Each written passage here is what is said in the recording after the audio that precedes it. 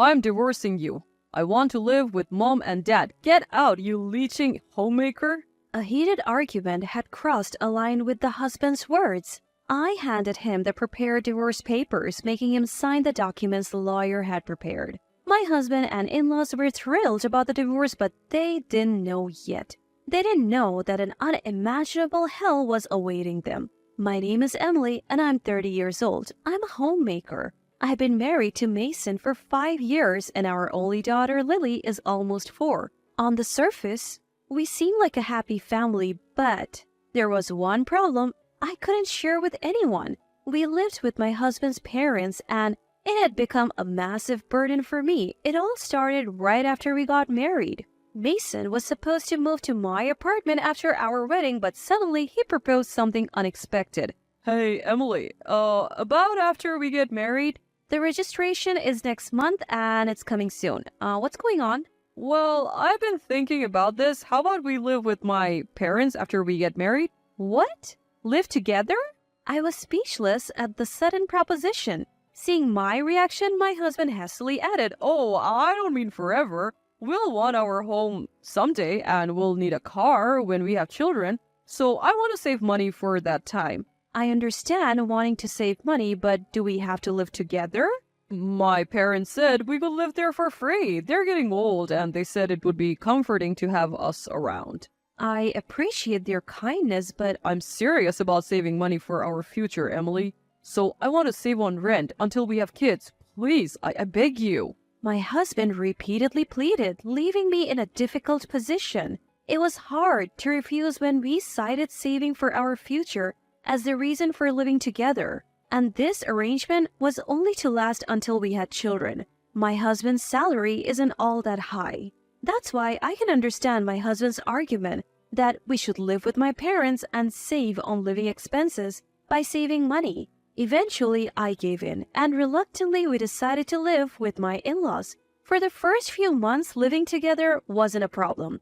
We both saved part of our income in a joint account and everything was going smoothly. Then, my pregnancy was confirmed. When I reported it to my husband, the news immediately reached my in-laws as well. That's probably when my nightmare began.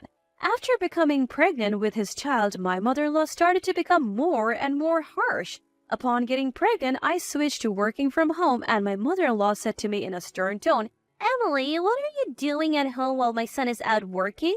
I'm working too? Huh? What kind of work? You're just playing around on the computer. No, this is my job. I switched to something I can do at home because of my morning sickness. But no matter how I explained, mother-in-law just shook her head and sighed. My goodness, what an awful daughter-in-law. You're just trying to deceive us, aren't you? Morning sickness is nothing. Lying to get out of work is despicable. Wait a minute. I really just switched to working from home. Quiet. Don't talk back to me. You're just a daughter-in-law. If you're just going to play on the computer, at least take care of the house. And so, my days of being forced to do housework without acknowledgement of my work from home continued. Morning sickness can vary day to day. Some days, life goes on as normal, but others, it's so agonizing I can't even get up. No matter how much I tried to explain, mother-in-law wouldn't budge. In fact, every time I opened my mouth, she would scream, It's a lie. It's an excuse. And wouldn't believe a word I said. And to think mother-in-law herself went through the pain of childbirth with her son Mason. As for my father-in-law, he's always been a man of few words. He's quiet, but he never intervenes between mother-in-law and me and is firmly on mother-in-law's side. All the while, I'm being lectured by mother-in-law. He has this creepy grin on his face. I've sometimes thought it would be better to go to the office instead. But the trauma of feeling sick while outside made it impossible for my body to endure commuting during pregnancy. However, if I kept being harassed by my in-laws every day, the stress would build up. I decided to talk to my husband about it. Mason, I hate to bring this up all of a sudden, but can we stop living with your parents? What? My husband looked at me bewildered and asked, What's wrong all of a sudden? I don't want to say this, but living with your parents, it's reached its limit for me. What do you mean limit? Did something happen? Well, every day when you're not around, I've been harassed. Harassed? I told my husband everything from mother-in-law's snide remarks to my father-in-law's cold attitude. Tears welled up as I spoke, and though I was choked up, I firmly conveyed how unbearable my life had become. Mason will surely respect my feelings above all. Our monthly savings might decrease a bit, but he will definitely understand. But what came out of my husband's mouth were words I could never have imagined. Hey, isn't this Emily's fault? What? No, I mean, if mom and dad are behaving like that, it must be for a serious reason. You get scolded like that because you don't do what mom says, right? I never thought I would be blamed, and I was bewildered. Wait, just wait a minute. I told you, Mason, didn't I? I have switched to working from home. But that doesn't mean I'm not working at all. It's impossible to take on all the housework during work hours. Do you want to say that mom and dad are wrong? We're living here for free, you know, just listen a little. Dad and Mom. Oh, anyway, this is Emily's fault. Don't trouble my precious parents any further. My husband ended the conversation unilaterally and left the room. Dad and Mom, how old are you? I explained everything. So why do you only defend your parents and not me? If I knew it would come to this, I would never have agreed to live together in the first place. But I don't have the courage to leave this house now. I'm about to give birth. If I become alone now, I can see that life will be hard. That thought held me back, and I couldn't bring myself to divorce. Time passed, and I safely gave birth to my daughter. I think I endured well, all things considered, against the harassment of my in-laws and my husband's incomprehension. I wanted to divorce as soon as possible, but I couldn't because my husband and in-laws loved our daughter so much, and I couldn't bear to take her family away from her. Spending the day with my in-laws was painful, so I wanted to return to work right after parental leave, but the company's policy changed, and I had to settle for working from home. Today, as I was preparing dinner while my mother-in-law complained, my husband came home with a big smile on his face. I'm home. Man, I'm tired. Welcome back, I called out, and my husband ran to me, flashing some documents. What's this? You won't believe it. I bought a high-rise condo today. What? A high-rise condo? You bought it? You're joking, right? It's not a joke. My parents and I have been talking about living in a high-rise condo for a while now. Man, my dream has finally come true. What? What are you talking about? Ignoring my confusion, my in-laws were cheering and saying well done to my husband. I was so taken aback that I hurriedly questioned my husband. Wait a minute, you're lying about the high-rise condo, right? Why would I lie? It's great. From now on, we'll be living in a high-rise condo. We're joining the upper class. Don't be ridiculous. I didn't hear anything about it, and we can't possibly live in a high-rise condo. But we can't live in one, you know. I had an acquaintance push through the review for us under the condition of paying double the deposit. What? What is this man suddenly talking about? I hadn't heard anything about living in a high-rise condo and doubling the deposit. Where would we get that kind of money? In my shock, I was at a loss for words, and my husband began to look down on me and snap at me. Do you have a problem with me or something? After all, I humbled myself to get our application approved. It's not that I'm complaining, but I'm shocked that you didn't consult me. Why aren't you saying anything to me? What about our plans to save for a home and car? If I had told you, you would have just objected, right? What? I had planned to live with my parents after we got married from the start, and I never, ever intended to move out. What? What do you mean? Then what about saving money? I just made something that sounded good. All I ever wanted was to live with mom and dad. That's all. My husband deceived me? I never knew he could have such a scheme. Anger began to bubble up inside me, and my voice grew harsher. What's that about? Don't be ridiculous. You prioritize living with your parents over our married life? What's wrong with that? I only married you for appearances. You just mess around at home saying you're working remotely. A failure of a wife like you should just keep quiet and do as you're told. Stop it. Enough. I can't bear it anymore. I didn't think you were like this. That's my line. I want a divorce, you homemaker parasite. Calling me a parasite? That's harsh. But it's the truth, isn't it? I don't need a failure like you. I'll live in a high-rise apartment with mom and dad, and you're just in the way. I'll give you custody, but leave right away. Don't you find your own daughter cute? I'll tell you now, she's not cute because she looks like you. I was just pretending to dote on her. What Mom and Dad really wanted was a boy, not a girl. Being insulted about my daughter too? The fuse inside me finally blew. I understand. If you say so, I will leave. But I need a week because of Lily.